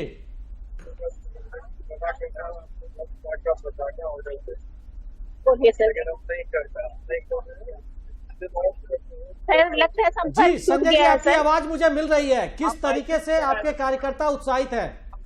चलिए सरिता के पास हम फिर जाएंगे और चर्चा को। जी चलिए वहाँ पे तो एक चीज दिख रहा है कि काफी गहमा-गहमी है। तमाम विधायक सांसद को बधाई देने के लिए कार्यकर्ता वो जुटे हुए हैं, जुटे हुए हैं। रांची वगैरह का तो प्रकाश जी लग रहा था क्लियर तस्वीर पहले से ही लग रहा था। शहरी इलाकों में बहुत फाइट नहीं था और जो स्थिति पहले की थी स्टेटस को ही एक तरह से मान के चलिए वो मेंटेन किया। लेकिन अंतर तो सब जगह घट गया इस बार। अंतर जब वोटिंग 5 लाख होगी तो 5 लाख में ही तो शेयर मिलना है, तो वोटिंग आकर जी आप मैं फिर कहूंगा यहाँ बात ये हो रही है कि आपका बच्चा पढ़ने में थोड़ा तेज है तो वो 80% नंबर लाया तो आप बहुत दुखी हो गए कि 99 नहीं लाया। ठीक है, लेकिन आप इसी वजह से आप बोल रहे हैं कि अंतर घट गया और बढ़ना चाहिए, 400 पार का नारा था तो इतना क्यों रहा। आप बंधु तिर्की जी की पीड़ा आप समझ रहे थे। बंधु तिर्की जी जो है वो लाइव कार्यक्रम में अपने नेतृत्व पे सवाल उठा के गए एकदम उठा के गए। कहना था कि भाई कैंडिडेट ही आपने कैंडिडेट का सिलेक्शन नहीं किया। तो ऐसा नहीं है, दोनों तरफ जो है ना वो बराबर ही मंथन का दौर और आरोपों का दौर। हालांकि भाजपा में तो इस तरह की परिपाटी नहीं है, पिछले 10 सालों में तो नहीं देखा गया है। चीजें निकलकर बहुत बाहर नहीं आती है। लेकिन कांग्रेस का देखिए, कांग्रेस का जो है कार्यकारी अध्यक्ष, झारखंड प्रदेश का कार्यकारी अध्यक्ष, वो बेचारा दुखी है कि नेतृत्व ने उन लोगों की नहीं सुनी, कैंडिडेट सही नहीं दिया, सही समय पे नहीं दिया, जो कैंपेन होना चाहिए जिस तरह से उस तरह से कैंपेन नहीं हुआ। ठीक है, चर्चा को हम लोग आगे बढ़ाएंगे। किस तरीके से महाराष्ट्र पे भी थोड़ी सी चर्चा आपसे जरूरी है और साथ ही साथ बिहार में भी जिस तरीके से एनडीए ने गठबंधन बनाया, क्या वो सही था या फिर उसकी वजह से भी थोड़ा एंटी इनकम्बेंसी का आरोप भारतीय जनता पार्टी पे हम कहें कि लगा हुआ? नहीं, भारतीय जनता पार्टी ने जिस तरह से एनडीए में सहयोगी दलों को जोड़ा, यानी बीजेपी को इस बात का एहसास था कि स्थितियां अच्छी नहीं है, अपोजिशन जिस तरह से एकजुट हो रहा है उसमें हमारी स्थिति कमजोर हो सकती है। इसलिए बड़ी चालाकी से उन्होंने महाराष्ट्र से लेके और बिहार तक जिस नीतीश कुमार को उन्होंने किनारे कर दिया था और फिर उनको ले आना, तो स्ट्रेटेजिकली उन्होंने अपनी ओर से काम किया है। एक चूक जो मुझे लगती है कि जाहिर सी बात है कि जब 2 बार 3 बार कोई एमपी रह जाता है तो एंटी इनकम्बेंसी होती है, जाहिर चीज है। बीजेपी ने तीसरी बार बहुत सारे 1-2 छोड़ दें तो बिहार में उतार दिया इतने सारे कैंडिडेट कि वही पिछले चेहरे थे जिनसे लोगों की नाराजगी थी और इस बात का गुस्सा था कि वो तो हमारे दुख सुख में कभी आते ही नहीं, उनका चेहरा ही नहीं देखा, कुछ लोगों को अपवाद छोड़ देते। तो ये गुस्सा कहीं ना कहीं था जिसका रिफ्लेक्शन वहां हुआ है, लेकिन बाकी अपनी ओर से उसने कोशिश की है और ध्रुवीकरण सबसे बड़ा फैक्टर रहा है। वही चीज हम कहें कि यहाँ भी आपको एक तरीके से जो बंगाल में जो रुझान है वो भी एक तरीके से ध्रुवीकरण ही है, क्योंकि बीजेपी तो बहुत उत्साहित थी कि बंगाल में बहुत अच्छा परफॉर्म करेंगे। सब बीजेपी ही नहीं, सारे आकलन करता, सारे विश्लेषक ये मान के चल रहे थे, खास करके संदेश खाली की जब घटना हुई है जी। लेकिन मुझे याद आ रहा है कि मैं कलकत्ता के एक पत्रकार से बात कर रहा था जो बंगाली थे, उन्होंने कहा कि निजे ही इच्छा जावे, पूछे ममता का क्या हाल होगा तो बोला कि निजे ही इच्छा जावे, मतलब अपनी ही मर्जी से उसको जाना होगा तो जाएगी, वरना कोई हटा नहीं सकता है। उसने ऐसा ध्रुवीकरण का एक बेस बनाया है। वो घुसपैठी जिनकी बात हम कर रहे हैं, शरणार्थी जो आए और बंगाल में बस गए या बसाए गए, बड़े पैमाने पर वहाँ होता है, और जो 30-31% वहाँ का मुस्लिम वोट है, ये मिलके लगभग 40% अगर हो जाता, मान लीजिए कि हिंदू बंगाली वोटों में से अगर 10% भी मिल गया और 30% ही है तो 40% वोट पर तो फिर कोई भी परसेंट डायमेंशन चेंज हो सकता है। बिल्कुल वही हुआ जो कह रहे हैं, क्या मंजिल? बिल्कुल ये वही हुआ है। आप जो राजमहल का आप बंगाल से लगे हुए जो सीट है आप देखिए, जो बंगाल से लगे हुए जो भी सीट है, का सीट हो गया, दुमका का सीट हुआ, ठीक है, तो उस इलाके में अगर भाजपा जो है वो कहती है तो उस बात में कहीं ना कहीं दम है। आप देखिए ना कि साहेबगंज में अभी जो हेमंत सोरेन जेल गए और उनके सरकार के खिलाफ जो एक मामला शुरू हुआ वो साहेबगंज राजमहल से शुरू हुआ कि उनके कि पहाड़ गायब हो गए, भ्रष्टाचार बहुत हुआ, बहुत सारे माइनिंग स्कैम की बात हुई, लेकिन उस इलाके में फिर जो है वो जेएमएम प्रत्याशी जीत गए। तो क्या है कि भाजपा को लगता है, और इस बात में कहीं ना कहीं दम भी है, कि एक ग्रुप है, उनको बोला जाता है कि भाई अगर भाजपा आ गई, भाजपा इधर से जीत गई तो आपके लिए खतरा हो सकता है। तो वो सिंडिकेट भी काम करता है कई सीटों पे। बंगाल तो इसके लिए बड़ा कुख्यात रहा भी है, आप क्योंकि अस्क जी का लंबा अनुभव रहा है, बंगाल में रहे हैं। तो चुनाव को कहीं ना कहीं पंचायत चुनाव से लेके लोकसभा चुनाव तक वो सिंडिकेट काम करता है, ताकि अगले 5 साल उसका जो जीना खाना जो होता है, जो उसके जो काम है, उसको वो निर्वाध तरीके से हो सके। तो वैसे लोग जो हैं वो अच्छे लोगों को भी भ्रमित करते हैं।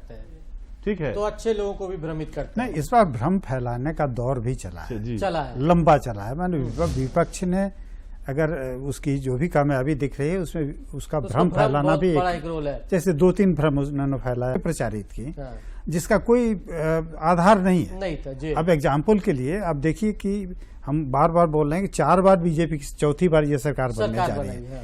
3 बार का ही उदाहरण लें तो पहली बार अटल बिहारी वाजपेयी जब प्रधानमंत्री बने तो राष्ट्रपति चुनने का मौका आया तो किसको बनाया? एपीजे अब्दुल कलाम को, मुसलमान को बनाया। दूसरी बार नरेंद्र मोदी 2014 में जब आए तो उनको जब मौका मिला कोविंद जी को दलित वर्ग से रामनाथ कोविंद को बनाया। तीसरी बार जब मौका मिला आदिवासी चेहरा बनाया, द्रौपदी मुर्मू को बनाया। तो ये 3 के विरोधी तो बीजेपी कहीं से नहीं साबित हुई।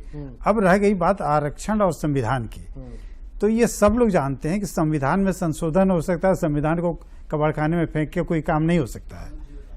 और संविधान में संशोधन करने के लिए नरेंद्र मोदी के पास पिछले 2 टर्म में जो बहुमत रहा है उसमें करना होता तो कभी कर देते या उस तरह का कोई इशारा करते, ये भी नहीं किया उन्होंने। इसलिए ये भ्रम की वजह से भी एक माहौल पैदा हुआ, माहौल बना है। इनकी बीजेपी जो है वो भ्रम की वजह से एक माहौल, मतलब हम कहें कि जो इंडिया गठबंधन जो चाह रही थी कि जो एक मुद्दे हैं, एक नैरेटिव अगर बीजेपी ने सेट किया 400 पार, तो हमारे अपने नैरेटिव है। क्या ये बिल्कुल नैरेटिव के रूप में हम लोग ले सकते हैं क्या? आपको याद होगा हम लोग तो उस जमाने में बच्चे थे, स्कूलों में थे, जो है सर उस समय सक्रिय पत्रकारिता में होंगे कि वो फोर्स घोटाला जब का दौर था तो बीपी सिंह जो है एक कागज का पर्चा पॉकेट में रख के चलते थे और हर चुनाव सभा में वो बोलते थे कि मुझे पता है कितना कमीशन मिला है राजीव गांधी को और जो तमाम लोगों को, और जैसे ही हम प्रधानमंत्री की शपथ लेंगे ये सब क्लियर हो जाएगा, सबको बता देंगे। तो इस बार जब राहुल रहा और वो कुछ नहीं आया, वो सरकार, वो प्रधानमंत्री बने भी, सब कुछ हुआ भी, लेकिन वो मसला पे कुछ फिर बात नहीं हुई। उसी तरह मुझे इस बार राहुल गांधी में वही अक्ष नजर आया कि वो भी एक पॉकेट साइज का संविधान लेके घूम रहे थे और वो बता रहे थे कि देखिए यही संविधान जो है वो बदल जाएगा, ये होगा वो होगा। और क्योंकि भारत की प्रारूप और भारत की जनता जो है, भारत की जनता बहुत सीधी है, बहुत भोली भाली है और उसको समझ भी लेती है।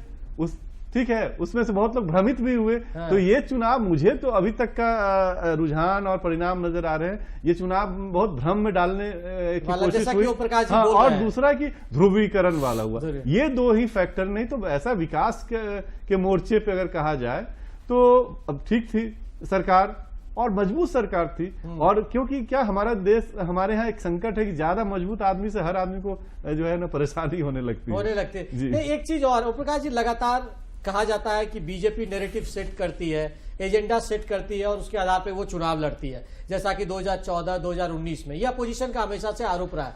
तो क्या इस बार बीजेपी के नैरेटिव पर इंडिया गठबंधन का नैरेटिव हावी हो गया या जनता में वो बिल्कुल हावी हो गया? आपको याद होगा कि नरेंद्र मोदी जब पहली चुनावी सभा करने बिहार गए थे जी, उसके ठीक पहले उन्होंने एक मीटिंग में, बिहार की ही एक मीटिंग में कहा था परिवारवाद का मुद्दा उठाया और सीधे सीधे हमला किया उन्होंने लालू परिवार पर कि कैसे अपने परिवार को राजनीति में उन्होंने ऊपर उठाया और आगे बढ़ा रहे हैं। लेकिन जब एनडीए नेताओं की वह सूची जारी कर दी तेजस्वी यादव ने कि इन नेताओं के बारे में क्या कहेंगे कि इनके पास परिवारवाद नहीं है, उसमें सम्राट चौधरी को भी गिना दिया कि उनके पिताजी थे, ये हैं और कौन कौन तमाम लोग। तो जब यह गिना दिया तो उन्होंने परिवारवाद पर बोलना बंद कर दिया। दूसरी स्थिति आई कि परिवारवाद के अलावा भ्रष्टाचार और तमाम चीज़ों पर वो बोलते थे, ये सारी चीज़ें बोलते रहे। लेकिन आगे चल के जैसे ही लालू प्रसाद यादव ने कहा कि नरेंद्र मोदी भाजपा, नरेंद्र मोदी तो नाम नहीं रख रहे थे, भाजपा इस बार अगर आई तो संविधान बदल देगी, इस बार आई तो आरक्षण खत्म कर देगी, इस बार आई तो अगली बार से चुनाव नहीं होगा। ये तीन ऐसे नैरेटिव गढ़ने की कोशिश हुई और सच में वो नैरेटिव गढ़ने की कोशिश नैरेटिव में बदल गई। लोगों ने विश्वास करना शुरू किया और खास करके जो उनके समर्थक थे उन्होंने विश्वास किया और ये बात पहुंचाई। जो तो दलित पिछड़े वर्ग के लोग थे उनके दिमाग में भी 10 बार हंट करने के बाद एक बार दिमाग में बात बैठने लगी कि हो सकता है कि ऐसी चीजें हो जाए। चलिए ओम प्रकाश जी आपके पास हम आएंगे, हमारे पास ग्राफिक्स आ रहा है। राजमहल सीट से विजय कुमार हांसदा जो झारखंड मुक्ति मोर्चा के हैं वो 1,11,874 मतों से जीत गए हैं। तो हम कह सकते हैं कि राजमहल की सीट को एक बार फिर झारखंड मुक्ति मोर्चा ने बरकरार रखा है। रांची से संजय सेठ करीब 83,459 मतों से जीत गए हैं। तो अब लगभग झारखंड की जो सीट की तस्वीर है, संसदीय क्षेत्र की तस्वीर है कि कौन कितने वोट से जीत रहा है, कौन कितने वोट से हार रहा है, ये तस्वीर अब लगभग साफ होती हुई दिख रही है। ठीक है, हमारे सामने जमशेदपुर सीट की भी तस्वीर आ गई है। यहां से विद्युत वरण महतो भारतीय जनता पार्टी के 2,41,036 मतों से जीत गए हैं। तो लगातार हमारे पास जमशेदपुर के बाद अब अगली सीट की भी घोषणा हो गई है। दुमका में नलिन सोरेन 19,433 मतों से जीत गए हैं। तो आखिर सीता सोरेन का जो दाव था वो भारतीय जनता पार्टी में उसमें कामयाब नहीं हो पाया है।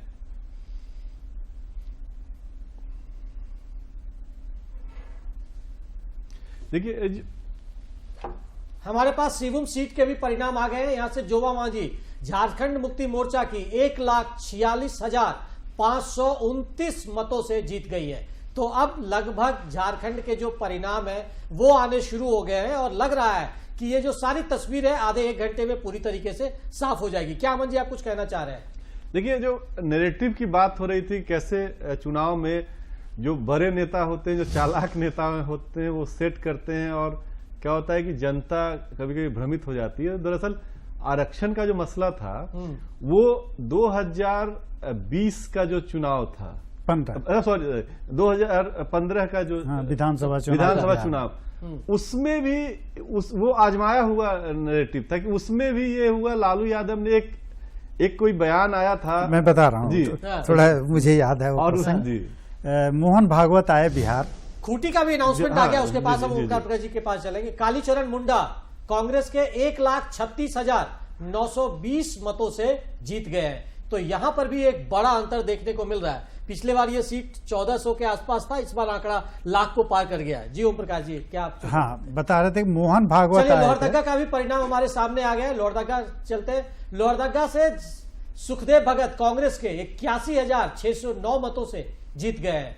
तो लगभग जो अंतर है वो अच्छा खासा इस बार देखने को मिल रहा है, क्योंकि ये दोनों सीट थी, खूंटी और लोहरदगा। ये दोनों जगहों पर पिछले बार भी लोहरदगा में शायद 8,000 वोट का डिफरेंस था और खूंटी में 1,400 का डिफरेंस था। ये आंकड़ा इस बार लाख के आसपास पहुंच गया है।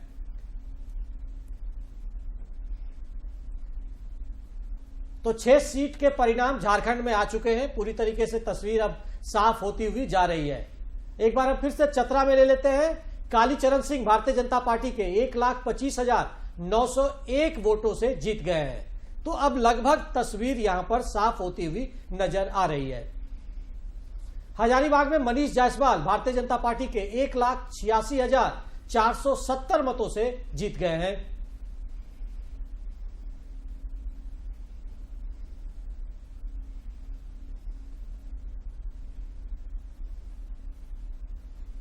ठीक है ओम प्रकाश जी, अभी हम लोग चर्चा कर रहे थे जो आप बिहार वाला 2015 के लोकसभा चुनाव, 2015 का विधानसभा चुनाव था बिहार में।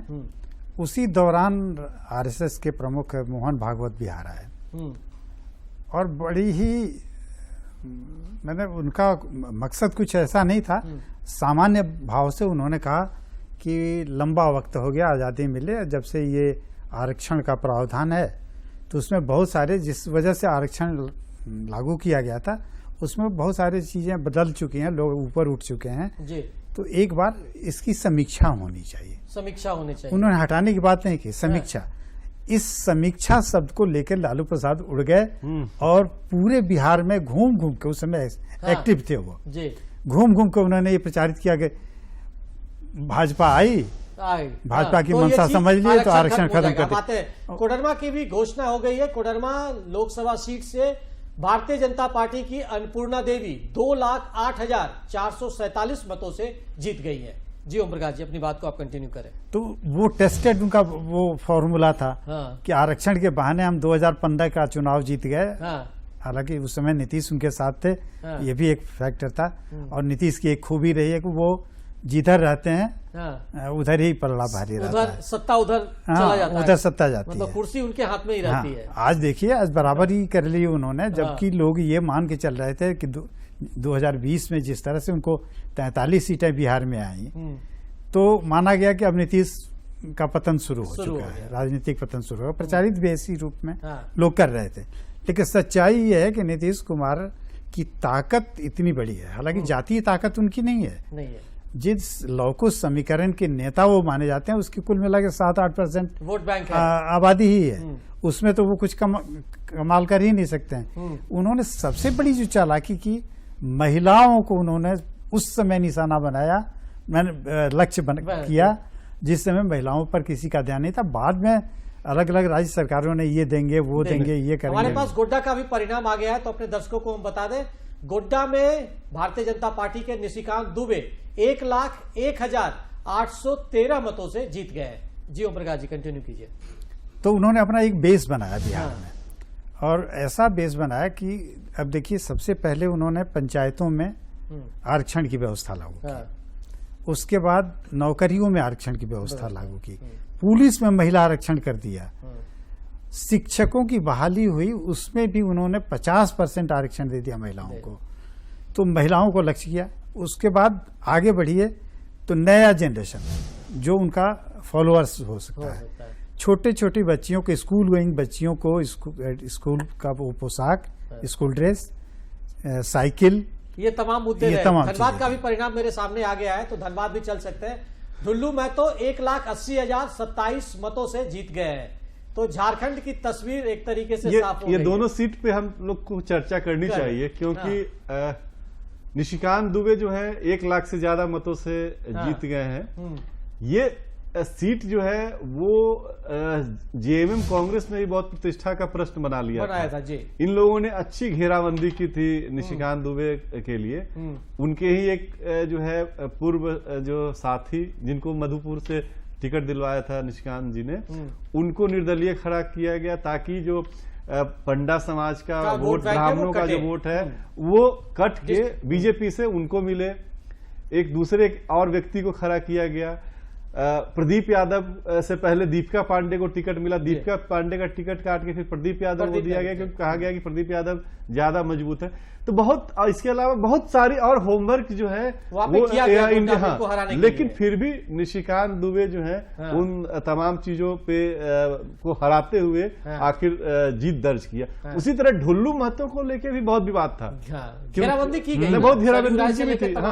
उनके पार्टी के अंदर भी विधायक, सांसद, मतलब बहुत सारा टसल था। इसके अलावा एक कम्युनिटी विशेष के लोग को लगा कि भाई बाहरी लोग, भीतरी बहुत सारा जो भी राजनीति में जो हो सकता था, जो भी वो सारे नुस्खे वहां पे अपनाए गए। लेकिन क्योंकि ढुल्लू महतो भी मजबूत नेता साबित हुए, वो जीते, और निशिकांत दुबे भी मजबूत नेता, क्योंकि निशिकांत दुबे का परसेप्शन में काम करने वाले नेता के तौर पे बनी हुई जी, क्योंकि पहली बार उस इलाके के लोगों ने रेल देखा। और हाल के दिनों में तो ऐसा कहा गया कि झारखंड में अगर भारतीय जनता पार्टी में कोई सबसे सक्रिय और बिल्कुल झारखंड में बीजेपी का नाम भी आता जी अमन जी, चर्चा बोलिए। हाँ, लेकिन उनकी इसी वजह से जो झारखंड मुक्ति मोर्चा कहा जाता है या उनके जो ट्वीट्स इतने लोकप्रिय रहते हैं कि हेमंत सोरेन सरकार के बीच साथ उनका टसल हुआ, हेमंत सोरेन फिर जेल भी गए, कहेगा वो सारा। तो उनको जेएमएम खेमा, कांग्रेस खेमा को भी लगता था कि इसी वजह से हुआ, तो वो उनको कट करने की कोशिश, और वो किसी राजनेता को आप जो है उस चुनाव में हरा के उसको छोटा कर सकते हैं। तो वो तमाम जो है मेहनत इन लोगों की तरफ से की गई, लेकिन क्योंकि जनता जिसके साथ होती है तो आप कुछ भी करते रहिए, मुश्किल होता है। ढुल्लू मतों के साथ भी यही हुआ, क्योंकि वो सीट कहा जाता था कि एक जाति विशेष के लोग लगातार जीत रहे हैं, तो लोगों का मानना था कि इन्हीं लोगों को सीट मिलनी चाहिए। पहले जो है सरयू राय आए बीच में, उन्होंने विरोध किया, घेराबंदी की, बहुत सारी कहानियां हुई। फिर बीच में कांग्रेस की अनुपमा सिंह आ गई तो सरयू राय पीछे हट गए। फिर पीएन सिंह के खिलाफ कुछ बयानबाजी हो गई, फिर राज सिन्हा के को नोटिस हो गया। मतलब कहने मतलब कि वो सारे खेल हुए वहां पर देखने को मिले, लेकिन क्योंकि जनता जो है वो बीजेपी के साथ थी, तो वो जीती। हाँ, तो वहां भ्रम, क्योंकि वहां का वोट जो है, थोड़ा वोटर जो है ज्यादा जो है जागरूक और समझदार निकला इस बार कि चलो भाई भारतीय जनता पार्टी को जिता देते हैं। हाँ, क्योंकि ढुल्लू महतो को लेकर बहुत सवाल उठे, क्वेश्चन मार्क लगे, कई तरह की चीजें निकलकर सामने आई। उसके बावजूद भारतीय जनता पार्टी अगर सीट बचाने में सफल रही तो इसके पीछे आप क्या वजह मानते हो प्रकाश जी? पार्टी का कैडर, विचारधारा वहाँ विचारधारा ने रोल प्ले किया है, क्योंकि जिस बाघमारा सीट से ढुल्लू विधायक होते थे, वो बाघमारा सीट भी धनबाद में नहीं आती है, धनबाद संसदीय क्षेत्र में नहीं है, वो गिरिडीह में है। तो अब बताइए कि अपने विधानसभा क्षेत्र में जहाँ बेस उनका था, उस बेस से निकल के वो चले आए धनबाद में, और वहाँ इतना विरोध सहना पड़ा। मतलब एक तो जिसका टिकट कटा, पीएन सिंह का वैसे भी कटना था उम्र के हिसाब से, वो शांत बैठे रहे। लेकिन बीजेपी के दूसरी कार्यकर्ता उनको लेके इतने आक्रोशित थे कि उसमें से सरजू राय की भी एंट्री उसी दौरान हुई, उसका लाभ लेने की उन्होंने कोशिश की, लेकिन वो मौका नहीं मिला। बीजेपी नेतृत्व भी अड़ा रहा, और इस मामले में अगर ढुल्लू महतो ने अपने को साबित किया है, तो उनकी पूछ और पहुंच भाजपा नेतृत्व में अब कितनी मजबूत होगी, अनुमान लगाया जा सकता है। एक चीज, जिस तरीके से माहौल बना, नैरेटिव सेट हुआ, क्या इस बार के चुनाव में लगता है, आप दोनों से, पहले ओम प्रकाश जी से, फिर आपके पास अमन जी हम आते हैं, कि जो ये जनता ने मैंडेट दिया, इसमें विकास एक तरीके से, फिर जो हमेशा से देश में कहा जाता है कि विकास कोई बहुत बड़ा पैमाना हमारे यहाँ चुनाव में नेताओं को चुनने का या उनको मैंडेट देने का एक आधार नहीं रहा, क्या 2029 तक अभी तक वही नैरेटिव चलता रहा, 2024 तक? देखिए, 2024 तक भी विकास हुआ है, और 2024 से 2029 के बीच में भी विकास की बातें होंगी, क्योंकि गठबंधन की सरकार है, लेकिन नेतृत्व तो बीजेपी को ही करना है। और जो काम नरेंद्र मोदी ने शुरू किया है, मुझे नहीं लगता कि वो पीछे हटेंगे, उससे ब्रेक लगेगा। कुछ चीजें जो उसमें सुधार की जरूरत होगी, जैसे अब बीजेपी को लगा भी होगा कि महंगाई और बेरोजगारी को मुद्दा बना है। हालांकि महंगाई को मैं नहीं मानता हूँ, महंगाई अब फैक्टर नहीं है, क्योंकि 1971 से ये नारा हम लोग सुन रहे हैं, जब इंदिरा गांधी ने महंगाई हटाओ की बात की थी, तब से वो बातें चल रही हैं। और आज की स्थिति में महंगाई के बावजूद जिस तरह हम एक बार चलते हैं दिल्ली, जहां से भारतीय जनता पार्टी के मुख्यालय में प्रेस कॉन्फ्रेंस हो रहा है। विनोद तावड़े लाइव पत्रकारों से बातचीत कर रहे हैं, तो जरा सीधे चलते हैं। जी मौजूद हैं और प्रधानमंत्री के मौजूदगी में वहां पे जोश और उत्साह दिखाई पड़ रहा है। एनडीए अपनी सरकार बनाने की ओर अग्रसर है, और ऐसे में अब मेल मुलाकातों और बैठकों के दौर की शुरुआत हालांकि हो चुकी होगी अधिकृत तौर पे, और भी इन बैठकों का जिक्र आएगा। उसके बाद में सरकार बनाने की प्रक्रिया भी आगे बढ़ेगी, और आज प्रधानमंत्री इस जनादेश के बाद क्या कहते हैं, देखना दिलचस्प होगा। जी हाँ, तो ये तस्वीरें आप देख रहे हैं, प्रधानमंत्री नरेंद्र मोदी मुख्यालय पहुंच चुके हैं, इस समय मंच पर मौजूद हैं, जहां वो एक तरह से भारतीय जनता पार्टी कार्यकर्ताओं के उस हौसले को बढ़ा भी रहे हैं, विक्ट्री के साइन के साथ धन्यवाद भी दे रहे हैं, क्योंकि निसंदेह ये जनादेश एक बड़ा जनादेश है, क्योंकि 10 साल सत्ता में रहने के बाद एक बार फिर एनडीए गठबंधन इतिहास रचने की तरफ बढ़ गया है। शुरू करने जा रहे हैं अपने राष्ट्रीय अध्यक्ष आदरणीय जगत प्रकाश नड्डा जी, जिनके मार्गदर्शन में ये चुनाव हमने सभी देश भर के कार्यकर्ताओं ने लड़ा। ऐसे आदरणीय नड्डा जी को मैं नम्र अनुरोध करता हूं कि वो अपना उद्बोधन यहां हम सब के समक्ष रखे। आदरणीय नड्डा जी।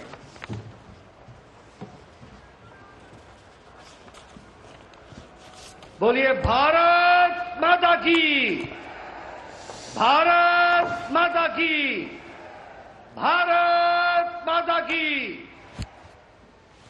आज के इस विजय उत्सव पर मंच पर उपस्थित हम सबके बहुत ही प्रिय और देश के यशस्वी प्रधानमंत्री सम्माननीय श्री नरेंद्र मोदी जी, हमारे रक्षा मंत्री आदरणीय राजनाथ सिंह जी, हमारे गृह मंत्री श्री अमित भाई शाह जी और यहां उपस्थित इतनी बड़ी संख्या में इस विजय उत्सव में आए हुए हमारे सभी समर्थक कार्यकर्ता बंधु, मीडिया के मेरे साथी, प्रिंट मीडिया और इलेक्ट्रॉनिक मीडिया के मेरे साथी और देश भर से टेलीविजन के माध्यम से जुड़े हुए हमारे करोड़ों कार्यकर्ता और भारत की यशस्वी जनता, आज ये बहुत ही खुशी का विषय है कि आज इस धन्यवाद मोदी जी को देने के लिए और विजय उत्सव मनाने के लिए इतनी बड़ी संख्या में उत्साह के साथ आए हुए हैं कार्यकर्ता। आप सब लोगों की तरफ से और भारतीय जनता पार्टी के लाखों कार्यकर्ताओं की ओर से सबसे पहले इस कार्यक्रम में मैं आदरणीय प्रधानमंत्री मोदी जी का हार्दिक अभिनंदन करता हूं, स्वागत करता हूं।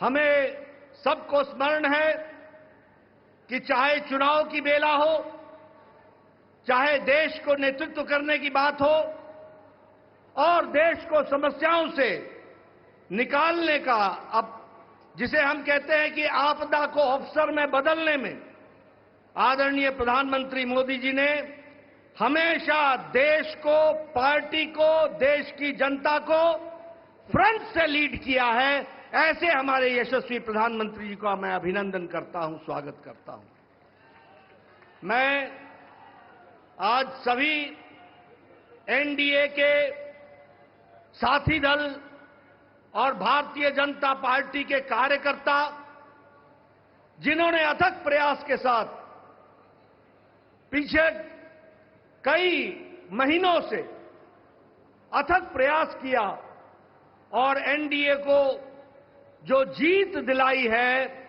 उसके लिए मैं साथी दलों का और हमारे कार्यकर्ताओं का और साथी दलों के कार्यकर्ताओं का भी हार्दिक धन्यवाद देता हूं और उनका भी मैं अभिनंदन करता हूं।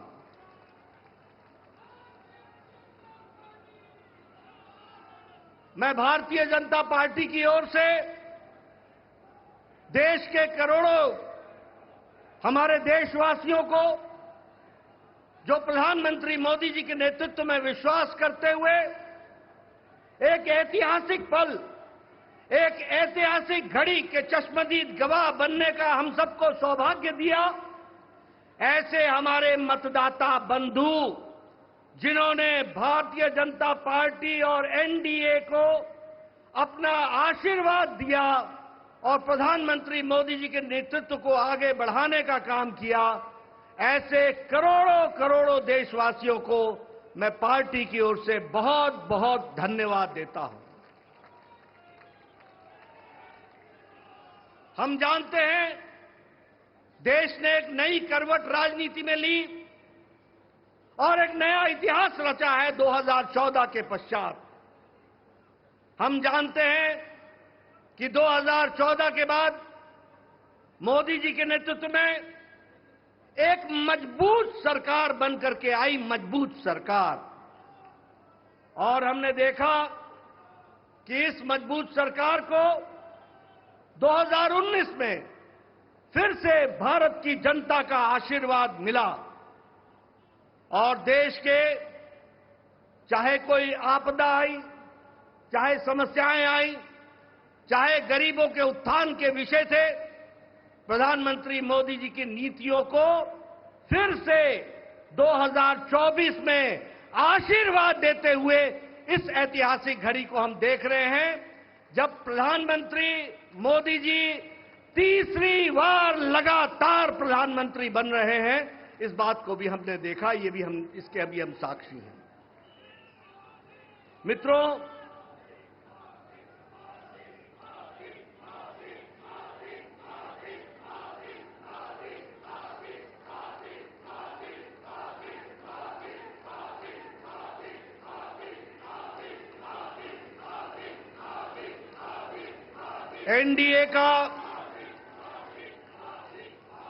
एनडीए का गठन के पश्चात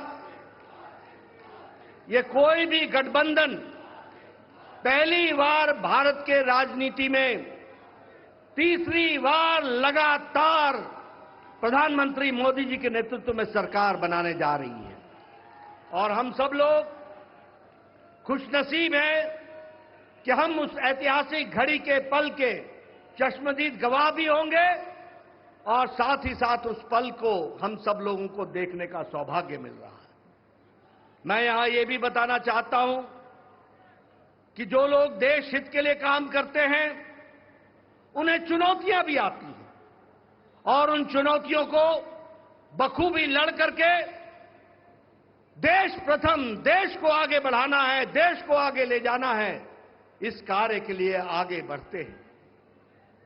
लेकिन कुछ लोग जिनके लिए खुद का स्वार्थ महत्वपूर्ण होता है और खुद के स्वार्थ के लिए स्वार्थपूर्ण गठबंधन करते हैं और स्वार्थपूर्ण तरीके से लोक लुभावने वायदे करके सरकार के नजदीक आना चाहते हैं, जहां ऐसे लोगों को देश की जनता सबक सिखाती है, वहीं इनका इकोसिस्टम जो देश के विकास के दृष्टि से जुड़ी हुई चीजें हैं उसको नकार देता है। बड़े बड़े राजनीतिक घटनाओं को दुनिया के सामने, देश के सामने उसको गलत तरीके से रखने का प्रयास करता है। हम बंगाल में 3 सीटों से बढ़कर के 77 सीट हो जाती हैं, उसकी चर्चा नहीं होती, कह देते हैं हम हार गए, भूल जाते हैं कि हमारे मत प्रतिशत कितने गुना बढ़े। और आज ही उड़ीसा में विशुद्ध पहली बार भारतीय जनता पार्टी की सरकार बन रही है मोदी जी के नेतृत्व में। विशुद्ध भारतीय जनता पार्टी की सरकार मोदी जी के नेतृत्व में और उनके कुशल नेतृत्व के कारण वहां बन रही है। लेकिन कुछ लोग 30-40 सीटें जीत ले तो धूम मचाने लग जाते हैं और वो भूल जाते हैं कि देश किस तरीके से मोदी जी के साथ खड़ा है। इस बात को भी हमको ध्यान में रखना चाहिए। मैं आज के दिन प्रधानमंत्री जी को इस बात के लिए भी धन्यवाद देना चाहता हूं कि आपके नेतृत्व में नॉर्थ ईस्ट में हमने एक एक प्रदेश में अपना झंडा, एनडीए का झंडा गाड़ा। और आज मुझे खुशी होती है आपके साथ ये चर्चा करते हुए कि अरुणाचल प्रदेश में लगातार मोदी जी के नेतृत्व में तीसरी बार हमारी सरकार बन रही है, तीसरी बार सरकार बन रही है। उड़ीसा में हमने 80 सीटें जीती हैं, 40% हमारा मत प्रतिशत रहा है और उसी तरीके से लोकसभा में भी एक तरफा फैसला लोगों ने भारतीय जनता पार्टी और एनडीए के पक्ष में दिया है। मैं आपके साथ इस बात की भी चर्चा करना चाहता हूं कि आंध्र प्रदेश में हमारे अलायंस पार्टनर के साथ वहां भी एनडीए की सरकार बन रही है। इस तरीके से परिवर्तन हुआ है। मित्रों, केरल में भारतीय जनता पार्टी ने अपना खाता खोला है, जहां हम कहीं दूर दूर तक नहीं दिखते थे, दूर दूर तक नहीं दिखते थे। उस केरल में कमल खिला है और वहां भी एनडीए की उपस्थिति हो गई है, इसको भी हमको ध्यान में रखना चाहिए।